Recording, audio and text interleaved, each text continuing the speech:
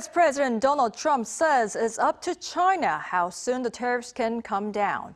The comments come amid reports that Washington is looking to cut its tariffs on Chinese imports to ease tensions between the two largest economies.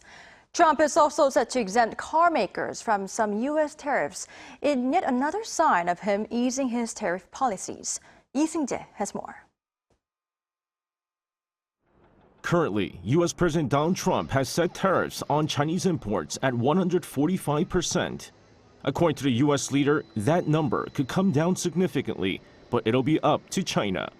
Trump also hinted a new tariff rate on Chinese imports could be decided in 2 to 3 weeks.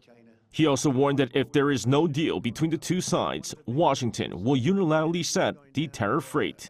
Trump added that if China is unwilling to do business with the U.S., the rate will remain at 145%. The comments come amid reports that the Trump administration is looking into lowering the tariff rate for China to the 50 to 65% range. Trump also hinted at de-escalating tensions with China by saying on Tuesday that 145% is too high and that it will come down substantially. Meanwhile, in another turnaround from the U.S. leader, he's now planning to exempt car makers from some U.S. auto tariffs. According to the Financial Times on Thursday, the latest move would exempt car parts from the tariffs that Trump has imposed on Chinese imports over the country's fentanyl production. It also includes levies on steel and aluminum products.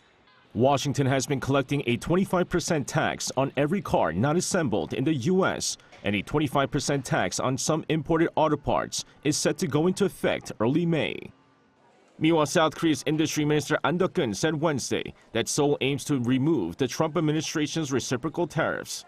An made the remarks upon arriving in the U.S. to hold talks with U.S. Treasury Secretary Scott Bessent and U.S. Trade Representative Jamieson Greer for 2+2 consultations over tariff and other issues. The minister expressed optimism that the talks will allow reciprocal tariffs on Seoul to remain suspended. Seung-jae, Arirang News.